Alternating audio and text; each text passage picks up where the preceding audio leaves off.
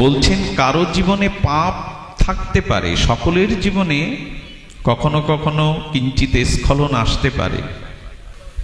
তো সেই পাপ মুক্তির উপায়ও শাস্ত্র বলে দিয়েছে, প্রায়শ্চিত্ত।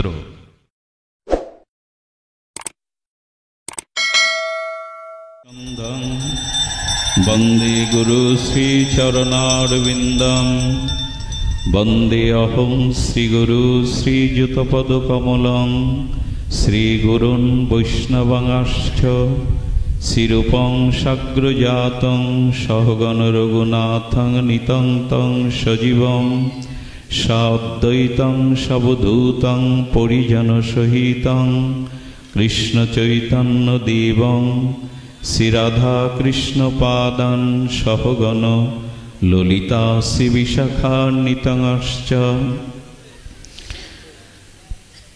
মুখং করোতি বাচলং পঙ্গুং লঙ্ঘায়তে গিরিম যৎকৃপাতমহং বন্দে পরমানন্দমাধবং। নারায়ণং নমস্কৃত্য নরং চৈব নরোত্তমং দেবীং সরস্বতীং ব্যাসং ততো জয়মুদরায়ত। ওম নমো ভগবতে বাসুদেবায়। জয় রূপ সনাতন ভট্ট রঘুনাথ, শ্রীজীব গোপাল ভট্ট দাস রঘুনাথ। এই ছয় গোস্বামীর করি চরণ বন্ধন, যা হইতে বিঘ্ন নাশ অবিষ্ট পুরাণ। দুর্গমে প্রতিমেন্ধস্য স্খলদ পাদ গতির্মোহ, সকৃপা যষ্টি দানেন সন্ত সন্ত বনম বলম।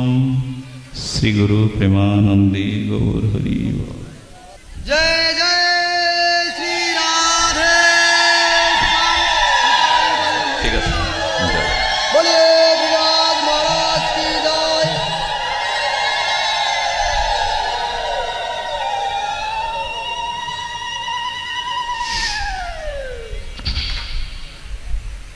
বিষ্ণু ভক্তি বিহীনিনাং শ্রৌত স্মর্ত যা ক্রিয়া, কাই ক্লেশ ফলং তাসাং শৈরিণী ব্যভিচারী বধ। কলিযুগ পাবন অবতার, পরম প্রেমময়, প্রেম পরতত্ত্ব সীমা, রাধা মাধব মিলিত তনু, পরম করুণা বরুণালয়। কলিযুগ জীবের একমাত্র আশ্রয় গতি, স্বভজন বিভজন সর্বপ্রয়োজন অবতার সার শিরোমণি শ্রী শ্রী শচীনন্দন নদিয়া বিহারী গৌর হরি। পরম পাবন পতিত উদ্ধারণ পতিত তারণ, দয়াল নিতাই চাঁদের মহানুকম্পায়, রাধা মাধবীর অহৈতুকী করুণায়, বঙ্গবসুন্ধরার স্থানটার কি নাম, উদারকান্দি সুদারকান্দি বাজিতপুরস্থ আজ শ্রী রাধা মাধব মন্দির, শ্রী মাতৃ মন্দির অঙ্গনে শ্রী শ্রী উপাসনা দেবী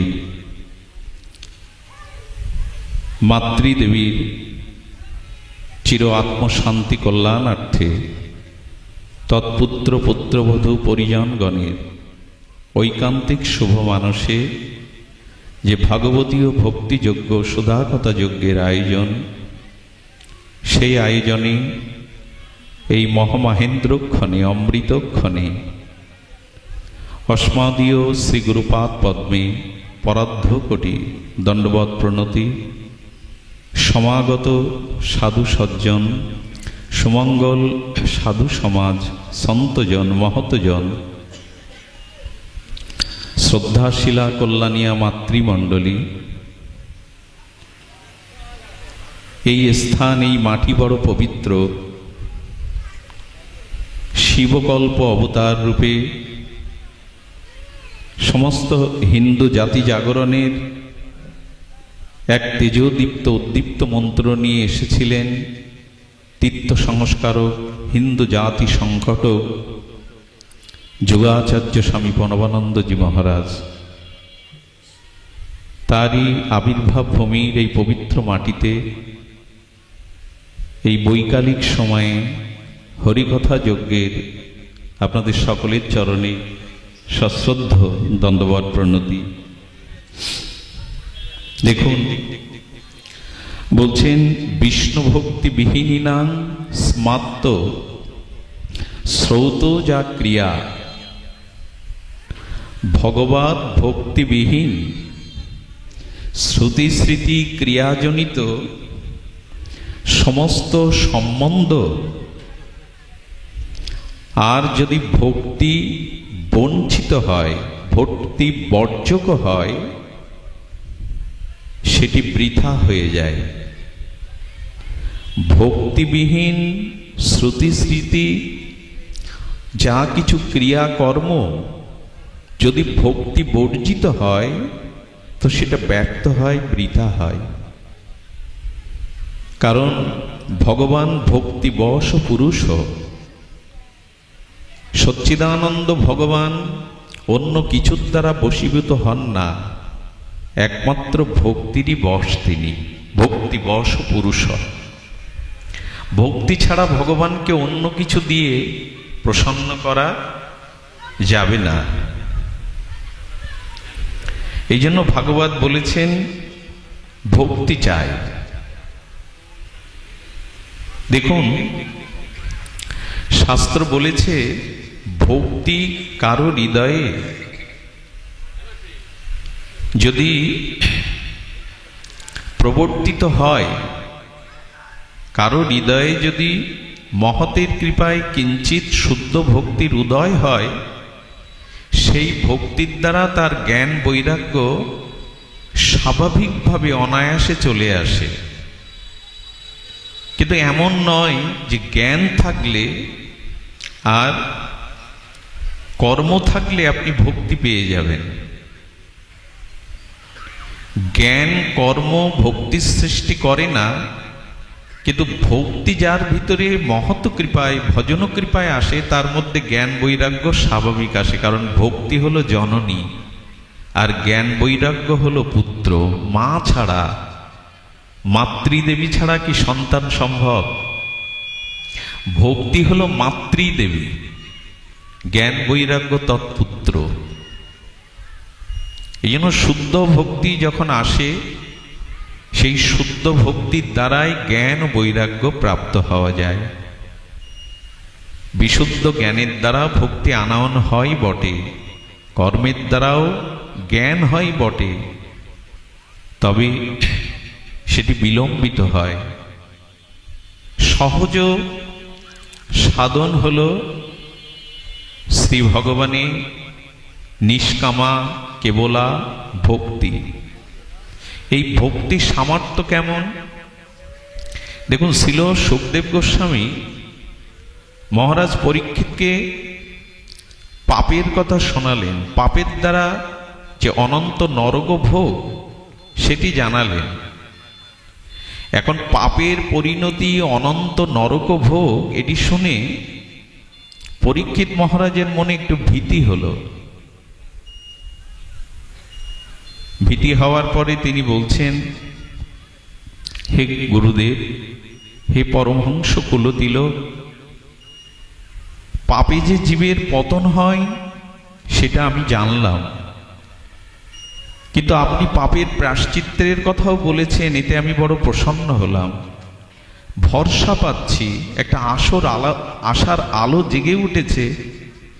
যদি কেহ পাপ করে, মানুষের জীবনে পাপময় কর্ম হতে পারে, সেই পাপ ক্রিয়া প্রায়শ্চিত্তেরও বিধান আছে। বলছেন কারো জীবনে পাপ থাকতে পারে, সকলের জীবনে কখনো কখনো কিঞ্চিত স্খলন আসতে পারে, তো সেই পাপ মুক্তির উপায়ও শাস্ত্র বলে দিয়েছে, প্রায়শ্চিত্ত। যে কোনো পাপের প্রায়শ্চিত্তের বিধান শাস্ত্রে আছে। এই জন্য পাপ যদি জ্ঞানে অজ্ঞানে হয়ে থাকে তার জন্য ভয় পেও না। পাপ মুক্তির ব্যবস্থা পাপ প্রায়শ্চিত্তের ব্যবস্থা ভাগবত শাস্ত্র, বেদাদি শাস্ত্র বলে গেছেন। কিন্তু উনি বলছেন ইতিপূর্বে আমার জীবনে যে পাপ সংগঠিত হয়েছে, সেই পাপের যদি আমি অনুশোচনা, অনুতপ্ত হই, এবং সেই অনুশোচনাই হলো প্রায়শ্চিত্তের প্রধান ব্যবস্থা, যে না, এই দুর্লভ মনুষ্য জন্ম পেয়েছি, বিবেক পেয়েছি, বিচার পেয়েছি, সাধু পেয়েছি, শাস্ত্র পেয়েছি, হরি কথা পেয়েছি, হরি নাম পেয়েছি, ধাম পেয়েছি, আমি আর পাপের পথে, স্খলনের পথে, অন্ধকারের পথে যাব না। তো যদি এরকম কারোর চিত্তে পূর্বকৃত পাপের তীব্র অনুশোচনার দহনে দগ্ধীভূত হয়, এটাই সব থেকে বড় প্রায়শ্চিত্ত। পাপ করার পরে অনুশোচনার দগ্ধীভূত হলে পাপ নিষ্ক্রিয় হয়, পাপ প্রায়শ্চিত্ত হয়। কিন্তু ভয় আর একটা আছে, ভয় হলো পুনরায় আবার প্রায়শ্চিত্ত বা অনুশোচনার পরেও আবার তার জীবনে যদি পুনরায় পাপ হয়ে যায়। সতর্ক আমাদের এইটুকুই, যা করেছি প্রভু অজ্ঞানতায়, রিপুর তাড়নায় যে পাপ করেছি, অনুশোচনার দগ্ধীভূত হয়ে যদি সেই পাপের ইতি টানি, আর যদি জীবনে আপনার যারা পাপ অশাস্ত্রীয় কর্ম না হয়, তাহলে এমনি পাপ থেকে মুক্ত হলেন। অপিচেত সুদরাচার মাম অনন্য ভাগ। তুমি পৃথিবীর সব থেকে যদি পাপী, অতি পাপীও হও, মহাপাপীও হও, তবে অনন্যভাবে আমার শরণ নাও, আর পুনরায় পাপ করবে না, এরূপ দৃঢ় সংকল্পবদ্ধ হও, তোমার অনন্ত জন্মের পাপ ভগবান মুছে দিয়ে দেবে। কিন্তু প্রায়শ্চিত্ত অনুশোচনার পরেও যদি আবার পাপ হয়ে যায়, তাহলে পূর্বের পাপ প্রায়শ্চিত্তের দ্বারা যেটি নিষ্ক্রিয় হয়েছিল, ওটা আবার এসে ভর করবে। মূলত জীবনে আর পাপ না করার শুভ সংকল্প নিলে পুরনো পাপ আপনার আর কোনো স্খলন পতনের কারণ, নরকের কারণ হবে না। সুখদেব গোস্বামীকে বলছেন, প্রভু পাপ মুক্তির শ্রেষ্ঠ উপায় বলুন। একটু ধ্যান দিন কথাটির দিকে। বলে দেখুন, পাপ মুক্তির জন্য আমরা যে কর্ম, জ্ঞান, দান, ধ্যান, পূজা অর্চন করি, তাতে পাপ কর্ম কিছুদিনের জন্য স্তিমিত হয় বটে। তামসিক গুণ অবদমিত হয়ে সাত্ত্বিক গুণের উদয় হয় বটে, কিন্তু পাপ নিষ্ক্রিয় হয় না। পাপকে নিষ্ক্রিয় করার ক্ষমতা দান, ধ্যান, যাগ, যজ্ঞ, পূজা পার্বণের মধ্যে মনের সাত্ত্বিকতা উদয় হতে পারে, কিন্তু পাপ পুরোপুরি নিষ্ক্রিয় হয় না। দেখবেন গোডাউনের মধ্যে অনেক বীজ রেখে দিয়েছেন, বীজগুলো প্রয়োজনে বিক্রির জন্য বাইরে এনে বিক্রি করে দিয়েছেন, কিন্তু সেই পাত্র হতে যে বীজগুলো পড়েছিল, ওগুলো নরম মৃত্তিকায় একটু জলের ধারা পেলে, বৃষ্টির ধারা পেলে আবার ওর মধ্যে গজিয়ে ওঠে। আচ্ছা, দুর্বাঘাসগুলো মাটির ওপরে পুড়িয়ে দিলেন, দুর্বাঘাসগুলো মাটির ওপরে পুড়িয়ে দিলেন, পুড়িয়ে দিলেই কি দুর্বাঘাসের যে চাঁদ, দুর্বাঘাসের ওইখানে নিষ্ক্রিয় হয় না। মাটির অভ্যন্তরে, মাটির গভীরে দুর্বাঘাসের যে মূলগুলো থাকে, ওগুলো থেকে যায়। আবার পুনরায় বর্ষণমুখর দিন এলে, বৃষ্টিকাল এলে, সেই বৃষ্টির স্নাত ধারায় সেই মাটির মধ্যে থেকে আবার ঘাসের অংশগুলো প্রকাশ হয়। তো আপাতত পূজা পার্বণ, দান, ধ্যানাদি দ্বারা পাপ স্তিমিত উপর দিয়ে পুড়িয়ে দেওয়া যায় বটে, কিন্তু পাপের মূল বিনষ্ট হয় না। বোঝা যায় কি? কিছুদিন সাধুসঙ্গ করছেন, হরিনাম করছেন, তীর্থপ্রভ্রমণ করলেন, দান ধ্যান করলেন, তাতে পাপময় চিন্তাটা বীজ আকারে সুপ্ত থাকলো, পাপ নিষ্ক্রিয় হলো না। আবার উপযুক্ত কোনো ভোগের সময়, প্রবৃত্তির সময় আসলে সেই পাপ আবার প্রকট হয়ে পড়ে। বলছেন গুরুদেব, এই পাপের মূলকে কিভাবে ধ্বংস করা যায়, কৃপা করে তাই বলুন। আমাদের জীবনে যা কিছু অভিশাপ, যা কিছু দুঃখ, যা কিছু পতন, সব পাপের দ্বারাই হয়। ভক্ত হতে গেলে, শুদ্ধ জীবন চাইতে গেলে, ভগবানের চরণে শুদ্ধ ভক্তি লাভ করতে গেলে প্রথমে পাপ মুক্ত জীবন চাই। পাপ মানে শাস্ত্র বহির্ভূত যে কর্ম, শাস্ত্র নির্দিষ্টিত বিধি কর্ম আছে, সেই শাস্ত্র বিধি লঙ্ঘন করে ভোগ ও রিপু ইন্দ্রিয়ের তাড়নায় শুধু দেহ সুখের জন্য, ভোগের জন্য শাস্ত্র লঙ্ঘনকৃত ক্রিয়াকেই পাপ বলে। তো সেই পাপের মূল স্খলনের জন্য সুখদেব গোস্বামী তার অমর বাণীতে বলছেন, শোনো, অন্যান্য ক্রিয়ার দ্বারা উপর থেকে পাপ পুড়িয়ে দেওয়া যায় বটে, পাপের মূল নষ্ট হয় না। পাপের মূল বিনষ্ট হয় কি করে শোনো। কোন জীব যখন সাধু সঙ্গ মহৎ কৃপালাভ করে শাস্ত্রের বাণীর মর্মাত্মা উপলব্ধি সাধুমুখে শ্রবণ করে উপলব্ধি করে, আর সেই সাধু সঙ্গে মহৎ কৃপায় শাস্ত্র বাণীর দিব্য আলোকে যখন সে সাধুমুখে হরিকথা আর হরি নাম নিতে থাকে, এই হরিকথা হরিনাম যত কর্ণ দিয়ে তার হৃদয়ে প্রবেশ করে, তার হৃদয়ের অনন্ত জন্মের পাপের মূলগুলো হরিকথা হরিনামের দ্বারা মাত্র বিনষ্ট হয়। এই কলিযুগে একমাত্র হরিনাম আর হরিকথার দ্বারা পাপের মূল বিনষ্ট হয়। এছাড়া অন্যান্য কর্ম করলে পাপ চাপা থাকে বটে, পাপের মূল নিষ্ক্রিয় হয় না। দেখুন, জীব গোস্বামী একটা অদ্ভুত কথা বলেছেন। ভগবানের কাছে প্রার্থনা করতে করতে বলেছেন, যারা হরিকথাতে যাদের রুচি এসেছে, মহৎ সাধু সঙ্গে যাদের রুচি এসেছে, এই সাধুমুখে হরিকথা হরিনাম যদি নির অপরাধে সে বারবার নিতে থাকে, তাহলে কি হয়? পাপ করবার যে বাসনাটা, পাপ না, পাপ সৃষ্টি হয় কি করে? পাপ কর্মের কোনো বাসনা আগে সৃষ্টি হয়। কোনো ভোগ বা বাসনা মনের থেকে পাপের সৃষ্টি হয়। পাপের বীজ কোনটা? কামনা, বাসনা। যখন ভোগ কামনা বাসনা হৃদয়ে জাগে, ওইটা হলো পাপের বীজ। তো বলছেন, যদি ভগবানের দিব্য নাম নিত্য নিরন্তর গ্রহণ করা যায়, যদি নিত্য সাধু সেবা হরিকথা প্রসঙ্গ শ্রবণ কীর্তন করা যায়, ওই হরি নামের এমন শক্তি, ওই হরিকথার এমন শক্তি যে তোমার ভিতরে পাপের নূতন বাসনার বীজ নষ্ট হয়ে যাবে। পাপ তো দূরে যাক, পাপের বীজ নষ্ট হয়ে যাবে। বীজ না থাকলে অঙ্কুর হয়, বৃক্ষ হয়?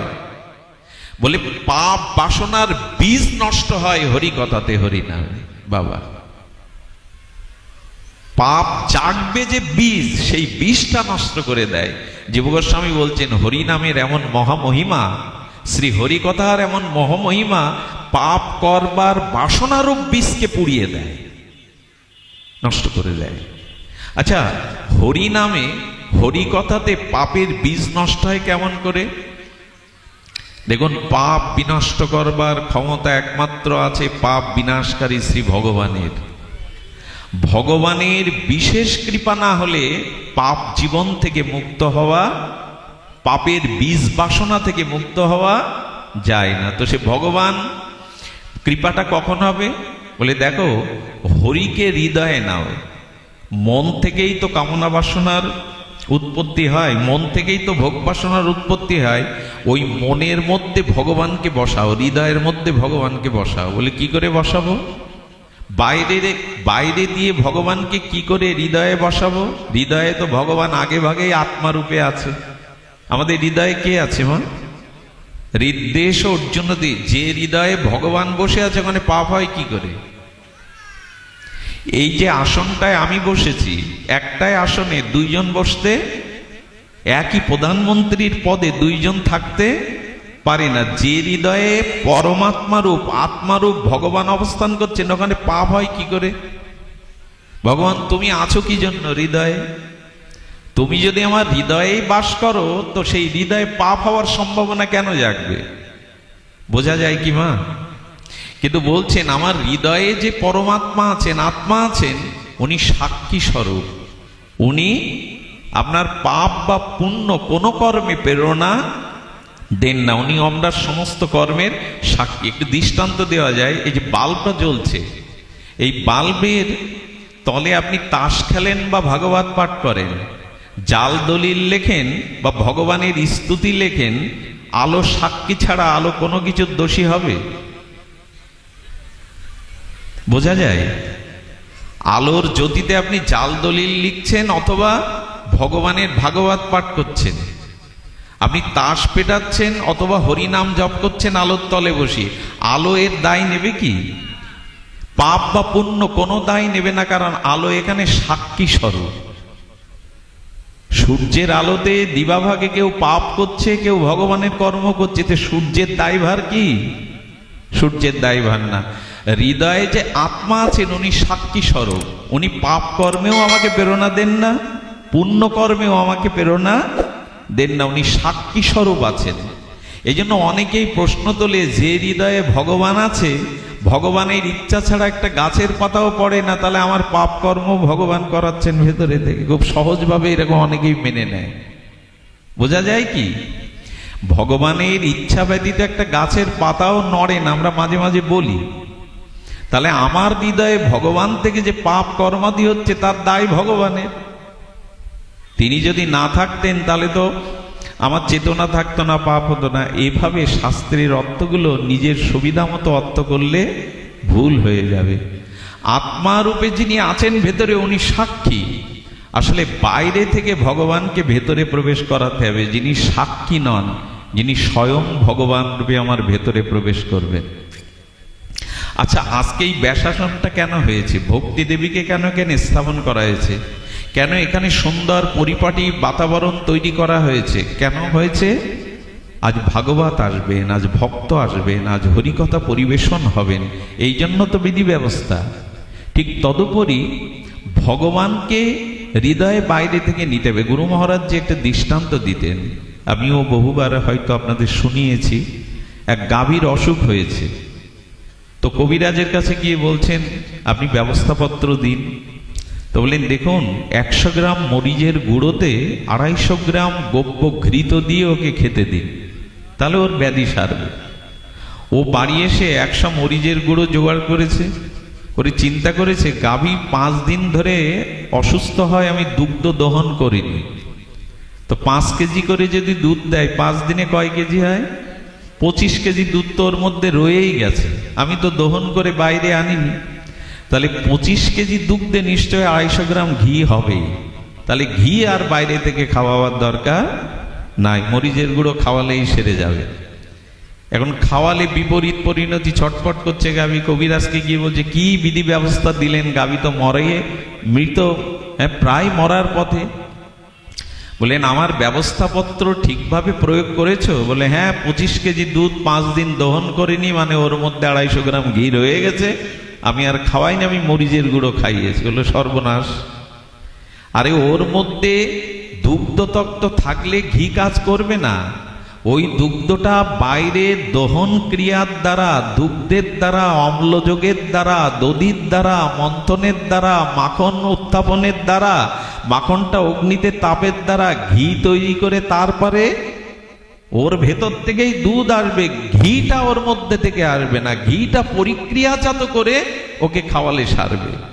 তো ভগবান আমাদের হৃদয়ে আছে, তিনি সাক্ষী স্বরূপ, আত্মা রূপী। হৃদ্দেশ অর্জুন তিষ্ঠতি। এখন এই সাধু সঙ্গে শ্রবণ কীর্তনের দ্বারা, এই শ্রবণ কীর্তন কি? যেই নাম সেই কৃষ্ণ। নাম আর কৃষ্ণতে ভেদ নাই। নাম বিগ্রহ স্বরূপ, তিনে এক রূপ, তিনে নাহি ভেদ, তিন চিদানন্দ স্বরূপ। চৈতন্য চরিতামৃত বলছেন, ভগবানের নাম, ভগবানের শ্রী বিগ্রহ আর ভগবানের নিত্য শাশ্বত স্বরূপ, এই তিনে কোনো ভেদ বোঝা যায় মা? ভগবানের বিগ্রহ, ভগবানের নিত্য শাশ্বত সনাতন স্বরূপ আর ভগবানের নাম, এই তিনে কোনো ভেদ নাই। এগুলিকে সুদৃঢ়ভাবে সিদ্ধান্তভাবে গ্রহণ করতে হবে যে ভগবানের শ্রী নাম, ভগবানের শ্রী গুণগাথা, তার লীলাগাথা আর স্বয়ং ভগবানের মধ্যে কোনো ভেদ নাই। যদি তাই না থাকে, তখন আমাদের কর্ণ দিয়ে কি প্রবেশ করছে? যদি হরি কথা, হরি নাম আর হরি অভিন্ন হয়, এক হয়, আমাদের কর্ণ দিয়ে কি যাচ্ছে? কৃষ্ণ কথারূপী কৃষ্ণই প্রবেশ করছেন, ভগবত কথারূপী ভগবতী প্রবেশ করছেন। শ্রীল সুখদেব গোস্বামী বলছেন, যদি কোনো মহত নিষ্কিঞ্চন ভজনানন্দী শুদ্ধ চরিত্র সাধুর মুখ নির্গলিত হরিকথা হরিনাম কর্ণ দিয়ে হৃদয়ে প্রবেশ করে, তবে জানবে নাম রূপী কৃষ্ণ, হরিকথা রূপী কৃষ্ণ তোমার কর্ণদুয়ার দিয়ে হৃদয়ে গেল, হৃদয়ে প্রবেশ করল। আর ভগবান এই হরিকথা রূপী যে হৃদয়ে প্রবেশ করলো, কি করে কি করলেন? সিন্নান্ত সকতা কৃষ্ণপূর্ণ শ্রবণ কীর্তন হৃদয়স্থ অভদ্রাণি বিধুনতি সুহৃদ সদাম।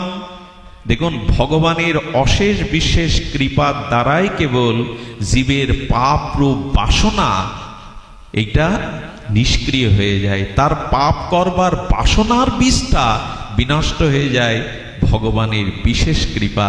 আর সেই কৃপা কখন হয় না, কথারূপী নাম রূপে ভগবান যখন হৃদয়ে প্রবেশ করে। তাহলে হৃদয়ে যে আত্মা আছেন ভগবানের চিৎকন মামই বাংশ জীবলোক জীবভূত সনাতন, সেই ভগবানের শাশ্বত চিরন্তন অংশ চিৎকন আত্মা আমার ভেতরে আছে সাক্ষী স্বরূপ।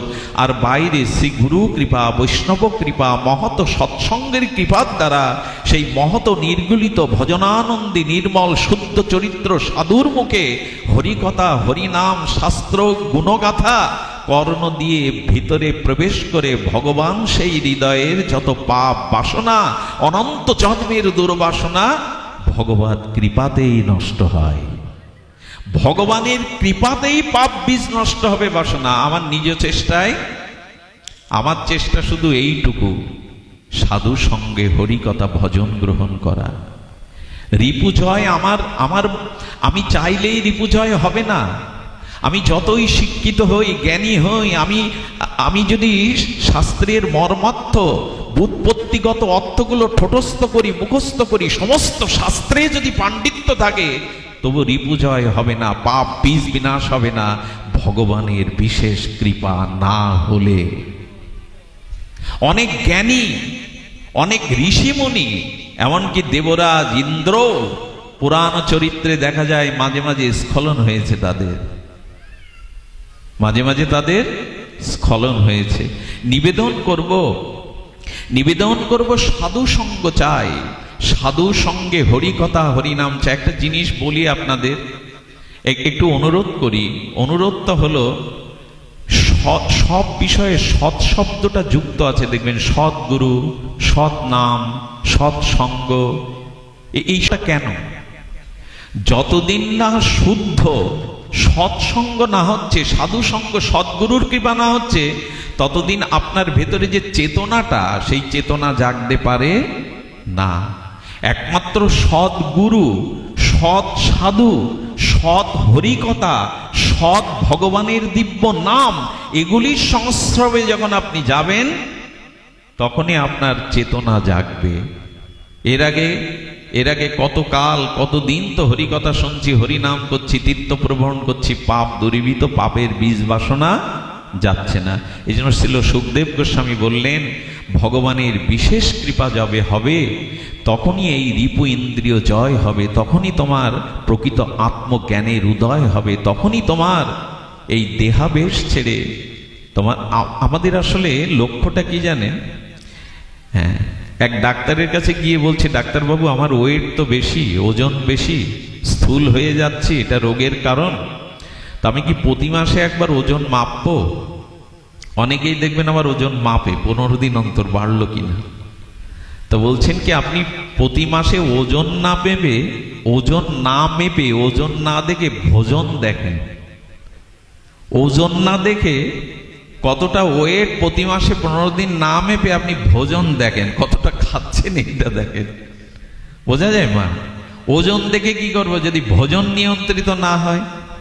তো যতদিন সৎগুরু, সৎ নাম, সৎ কৃপা, সৎ সাধু সঙ্গ না হবে, ততদিন ভিতরের আত্মচেতনা, সুপ্ত চেতনাবোধ জাগতে পারে না। রিপীন্দ্র মুখের কথায় জয় হয় না।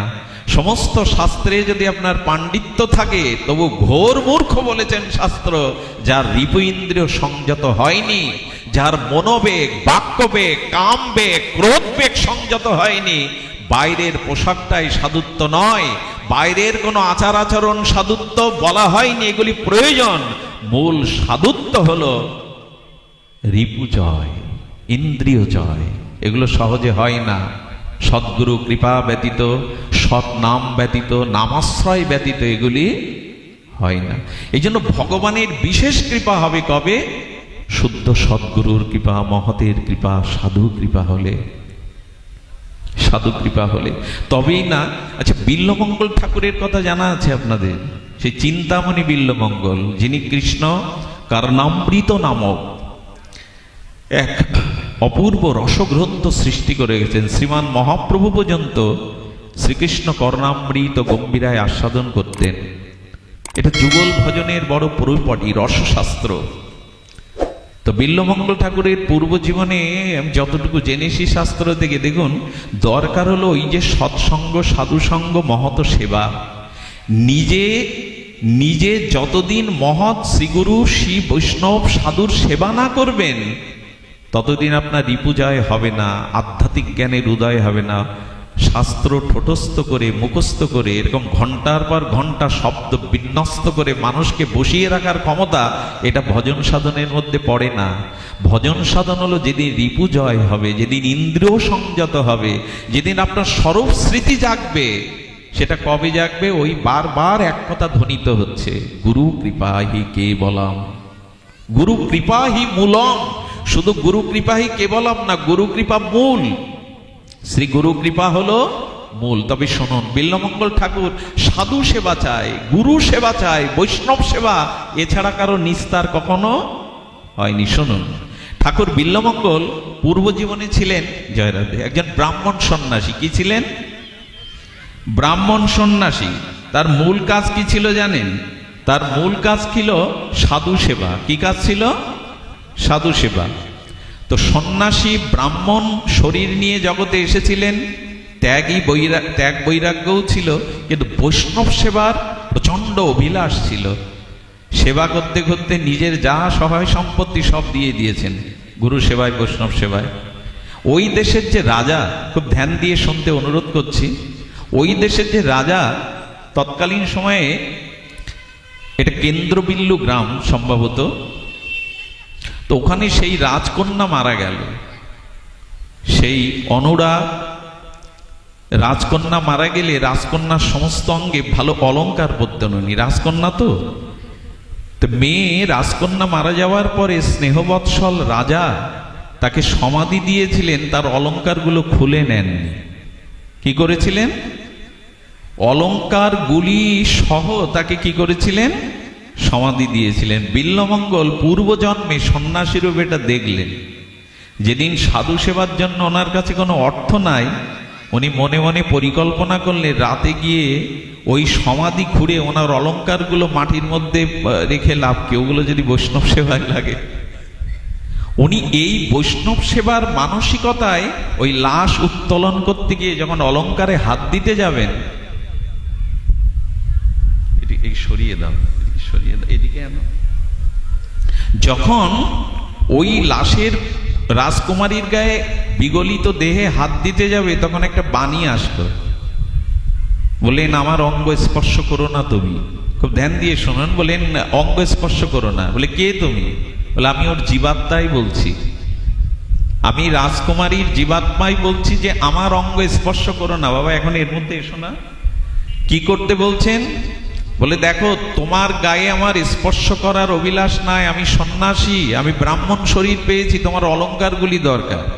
আরে মাটির নিচে অলংকারগুলো থেকে কি করবে? আমি ওগুলো নিয়ে বৈষ্ণব সেবা দেব, সাধু সেবা দেব।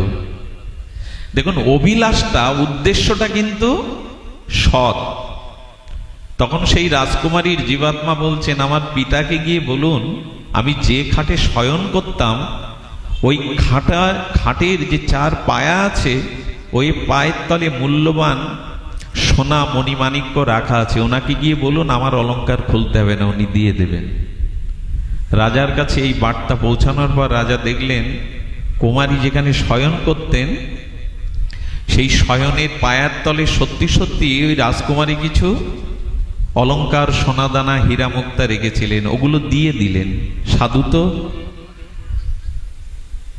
ওগুলো দিয়ে দেওয়ার পরে সেগুলি বৈষ্ণব সেবায় ফুরিয়ে যাওয়ার পরে ওর মনে আবার জেগেছে, ওই অলংকারগুলো কেন মাটির নিচেই থাকবে। উনি আবার লাশের কাছে গিয়ে যখন অলংকার নিতে যাবেন, বলছি না আমাকে স্পর্শ করবে না, কোনো পরপুরুষ আমাকে স্পর্শ করেনি, মৃতর পরেও তোমার হাড় গোড়কে তুমি স্পর্শ করবে না বলে আবার আমার পয়সার প্রয়োজন হয়েছে, আর অলংকারগুলো তোমার অঙ্গেই আছে, ওগুলো আমি নেবই। বলেন অলংকারের ব্যবস্থা, অর্থের ব্যবস্থা তো আমার পিতা করেছে, আবার কেন এসেছেন? বলে বারবার তার কাছে কি চাইবো, অলংকার নেবই। উনি তার অনুরোধ উপেক্ষা করে যখন তার অঙ্গ স্পর্শ করে অলংকার নিয়েছিলেন গলায় হাত দিয়ে বা যেখানে যেখানে, বলেন আমি একটা অভিশাপ দিচ্ছি তোমায়, তুমি যদিও সৎকর্মের জন্য, সাধু সেবার জন্য এগুলো গ্রহণ করছো, আমি অভিসম্পদ করছি আগামী জন্মে তোমার এই যে আমাকে স্পর্শ করলে, কোনো পুরুষ কখনো আমাকে স্পর্শ করেনি, তবে অভিশাপ দিলাম তুমি সাধু সন্ত মহিমা পাবে বটে, তোমার ভিতরে তীব্র বৈরাগ্য জ্ঞান উদয় হবে, তবে আমাকে স্পর্শ করার দরুন আমার অভিসম্পদ হলো তুমি পতিতাতে আসক্তি হয়ে কিছুদিন পথহারা হয়ে যাবে। তবে যেহেতু তোমার উদ্দেশ্য এই অলংকারাদি নিয়ে সাধু সেবা, সেহেতু তুমি পরম ত্যাগ ও বৈরাগ্যবান হবে। আর যেহেতু আমাকে স্পর্শ করলে আমি আবার পুনরায় জন্মাবো। আপনারা জানেন বিল্বমঙ্গল চরিত্র কর্ণামৃত যারা যতটুকু দেখেছেন, এই বিল্বমঙ্গল হয়ে এলেন, ব্রাহ্মণ পুত্র হয়ে এলেন, কিন্তু চিন্তা নামক এক পতিতার আসক্তিতে বিল্বমঙ্গল জ্ঞানী হয়েও, ব্রাহ্মণ পুত্র হয়েও, প্রজ্ঞাবান হয়েও কিছুদিন জন্য কামনা বাসনা আর আসক্তি এসে গেছিল চিন্তার উপরে। এই সেই কুমারী, তিনি চিন্তা হয়ে এসেছিলেন, আর ওই সন্ন্যাসী বিল্বমঙ্গল হয়ে এসেছিলেন। পরবর্তীতে তিনি জানেন যে তিনি চক্ষুকে অন্ধ করে ব্রজের পথে উঠেছিলেন, এবং তিনি তার জীবনে রাধা মাধবের এই যুগল ভজন উপলব্ধিতে শ্রীধাম বৃন্দাবনে তিনি মুরলীধারী শ্যামসুন্দর মদন মোহনকে পেয়েছিলেন, এবং চিন্তা নামক যে পতিতা, তিনিও ব্রজের পথে উঠেছিলেন, ভজনের পথে উঠেছিলেন। এই ঘটনাটা এই কারণে বলা, এদের সরিয়ে দিন, এই ঘটনাটা এই কারণে বলা, এই মনুষ্য জীবনে আমাদের কষ্টার্জিত অর্থ, আমাদের শ্রম যদি একটু মহৎ সেবায় লাগে, গুরু গোবিন্দ সেবায় লাগে, মহৎ সেবায় লাগে, সৎকর্মে ব্যয় হয়, তবে এই অর্থ পরকালেও আপনার সুকৃতি সৌভাগ্যের কারণ হয়ে যায়। শুধু অর্থ সম্পদ ধনসম্পত্তি যদি নিজের স্ত্রী পুত্র পরিজন ভোগেই কাজে লাগে, কোনো মহৎ সেবায়, কোনো মহৎ কর্মে, কোনো মহৎ সেবা, মহৎ কর্মে অর্থ বিনিয়োগ না হয়, তবে আমাদের পূর্ব সংস্কার জন্মায় না। আরেকটি ভক্তমাল চরিত্রের ঘটনা মনে পড়ল নাভাজির। এখানে আপনারা জানেন করলি বলে রাজস্থানের একটি রাজ্য আছে, নাম কি বললাম?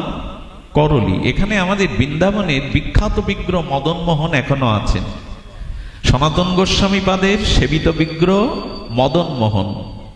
আপনারা জানেন সেই মোগলদের যখন বৃন্দাবনে মন্দির ভাঙা হচ্ছে, গোবিন্দজির মন্দির ভেঙে দিয়েছিল। গোবিন্দজির মন্দির এখনো বৃন্দাবনে যে সাক্ষী আছে, বিনা সিমেন্টে কিভাবে এমন একটা 7 তলা মন্দির তৈরি করা যায়, ঔরঙ্গজেব 3 তলা পর্যন্ত ভাঙতে পেরেছিলেন, তারপর আর ভাঙতে পারেননি। সেই ইতিহাস অন্য এখনো যেটুকু সাক্ষ্য দিচ্ছে সেটুকু অপূর্ব নিদর্শন গোবিন্দজির মন্দিরে। তো মদন মোহন করলিতে চলে গিয়েছিলেন। আর তৎকালীন সময়ে, বহু পূর্বের কথা, তৎকালীন সময়ে সেখানে চন্দ্রপাল নামের এক রাজা, তিনিও ছিলেন পরম বৈষ্ণব অনুরাগী, সাধু অনুরাগী। এবং ওনার নির্দেশ কি ছিল জানেন? 2 কিলোমিটারের মধ্যে সেনাদের রেখে দিতেন। অন্যান্য রাজ্যের সেনাদের রাখতে হয় কি জন্য? বহিঃশত্রুর আক্রমণ থেকে যাতে বন্দুক রাইফেল নিয়ে পাহারা দেয়। আর উনি কি দিয়েছেন জানেন? উনি সুগন্ধ, চন্দন এইসব রাখতে বলতেন। যদি পথে কোনো শুদ্ধ সাধু সন্ন্যাসী পাও, যদি শুদ্ধ কোনো ভক্তকে পাও, তোমরা রাজগৃহে ডেকে আনবে। আর রাজগৃহে আনার পরে রাজা নিজেই তাদের সৎ সংস্কার করতেন, চরণ বিধৌত করতেন, মালা চন্দন দিতেন, তাদের সেবাদি নিজে হাতে সেবা করতেন। অর্থাৎ এক কথায় সাধু অনুরাগ, সন্ন্যাসী অনুরাগ, বৈষ্ণব অনুরাগ হৃদয়ে প্রবল ছিল তার। এই করে যত সাধু পান চিন্তা করা যায়, রাজের সেনা রেখে দেয়, রাজ ক্ষমতা বা বহিঃশত্রুর আক্রমণের জন্য, আর উনি সেনার সাথে সাথে আরো কিছু সেনা রেখে দিয়েছেন সাধুগুরু বৈষ্ণব পেলে, সন্ন্যাসী পেলে যাতে রাজদরবারে আনা হয়। চন্দ্রপাল ভক্তমাল চরিত্রটা দেখে নেবেন, চোখ বুলিয়ে নেবেন। বড় অভূতপূর্ব লাগে যে সাধু সেবা, গুরু সেবার মহিমা কি। যতদিন কোনো মহতের সেবা নিজ দ্বারা না হচ্ছে ততদিন রিপু সংযম হবে না, আত্মজ্ঞান হবে না। আমরা সেবা নিতে শিখেছি অনেকেই, সেবা দিতে শিখিনি। মহৎ সেবার দ্বারাই কেবল আমাদের শুদ্ধ জ্ঞান হয়, ভক্তি হয়। তো চন্দ্রপাল রাজা কি করেছেন, ওই করতে করতে তিনি যারাই আসেন তাদেরকে ওইভাবে সেবা দেন, প্রণাম স্তুতি করেন, আহারাদি প্রদান করে তাকে উপহারাদি দিয়ে প্রসন্ন চিত্তে তাকে বিদায় দেন। পাশের রাজ্যের এক রাজ্যের রাজা এটা কটাক্ষ করে, আর এই রাজা হয়ে লোকের পা ধোয়, মালা চন্দন পরায়, সেবা করে, আবার সেনাদের রেখে দিয়েছে ধরে ধরে নিয়ে যাওয়া। তো তিনি হঠাৎ করে বলছেন একজন দুষ্টু লোককে, চালাক লোককে, কূটবুদ্ধি সম্পন্ন লোককে ডেকে বলেন, এই তুমি একটু তিলকমালা নিয়ে যাও তো এই রাজ্যে, দেখি কি করে তোমায়, যাও আমি একটু পরীক্ষা করব। তো উনি তিলকমালা বাইরের কপট ভাবে নিয়েছেন, দুষ্ট বুদ্ধিতে নিয়েছেন। ওনাকে যখন নিয়ে যাওয়া হয়েছে তখন রাজার সামনে গেলে দেখুন এরা বোকা না, যারা সেবা করে, সাধুসঙ্গ করে, সরল হতে পারে কিন্তু এরা বোকা না। দেখেই বুঝে ফেলেছেন ইনি কপট বেশ ধারণ করে এসেছেন, কিন্তু উনি ওনার কর্তব্য পালন করছেন। চরণ ধৌত করলেন, তাকে উপযুক্ত সেবা দিয়ে দিলেন। আর উনি যখন তাদের প্রণামী দিতেন তখন রাজকোষের অর্থ সামনে রাখতেন, কৃপা করে আপনি এর থেকে গ্রহণ করুন। তো অনেকেই তো ওভাবে নিত না, কিন্তু যেই বলেছে ও বেশি বেশি তুলে নিয়েছে, কারণ ওর উদ্দেশ্য তো ওকে পরীক্ষা করতে আসা। রাজা পাঠিয়েছেন, অনেকগুলো অর্থ বৃত্ত এগুলো নিয়ে যখন পড়েছেন যাওয়ার সময় বলছেন, আমি নিজে একটা উপহার কাউকে এভাবে দেইনি, আপনাকে দিচ্ছে, এটা নিয়ে যান, আপনার রাজাকে যিনি আপনাকে পাঠিয়েছেন তাকে দিবেন। তো কি করেছেন, একটা ফুটো কড়ি একটা কাপড়ে বেঁধে ওনার কাছে দিয়েছেন, যেটা আপনাকে পাঠিয়েছেন ওনার কাছে দিবেন। ফুটো কড়িটা দেখে বলছেন, এটা কেন তোমাকে অর্থ নিতে দিল, আমাকে এটা দিতে বলল কেন? রাজ পণ্ডিত যিনি ছিলেন তিনি বললেন, আপনি সাধু সেবাকে কটাক্ষ করেছেন, রাজার বৈষ্ণব সেবা, সন্ন্যাসী মহতের সেবাকে কটাক্ষ করেছেন। উনি জানান দিলেন, বৈষ্ণব বেশে যিনি গেছেন তিনি তাকে অমর্যাদা করেন নি, তাকে উপযুক্ত সেবা শুশ্রূষা, উপযুক্ত তাকে সেবা করিয়ে তাকে উপঢৌকন দিয়েছেন। কিন্তু আপনি যে অহংকারী মন নিয়ে, অবিশ্বাসী মন নিয়ে তাকে পরীক্ষার জন্য পাঠিয়েছেন, উনি এই ফুটো কড়ি দিয়ে জানালেন, অবিশ্বাস থাকলে, সন্দেহ থাকলে, পরীক্ষার ভাব নিয়ে সাধুসঙ্গ করলে ফুটো কড়িই পাওয়া যায়, আসলে কিছু পাওয়া যায় না। শ্রদ্ধা চাই, বিশ্বাস চাই। এই ঘটনা ওনার হৃদয়কে নাড়া দিয়েছিল। এবং ওই রাজায় একদিন বৈষ্ণব বেশে করলিতে যাওয়ার পরে সেই রাজাকে পেয়েও তিনি সেইভাবেই তাকে সৎকার করেছিলেন, তাকে সেবা করেছিলেন। এখন এই যে রাজা পরীক্ষা করতে গেল, ইনিও তার সেবা, তার সৎ ব্যবহার, তার এই জাতীয় সাধু সেবার প্রতি আনুগত্য দেখে, শ্রদ্ধা বিশ্বাস দেখে ওই রাজারও পরিবর্তন এসেছিল। আমার বলবার উদ্দেশ্য একটাই, সেটি হলো বৈষ্ণব সেবা, সাধু সেবা, মহত সেবা, গুরু সেবা নিজে হাতে না করলে প্রকৃত অর্থে চিত্ত শুদ্ধি হয় না।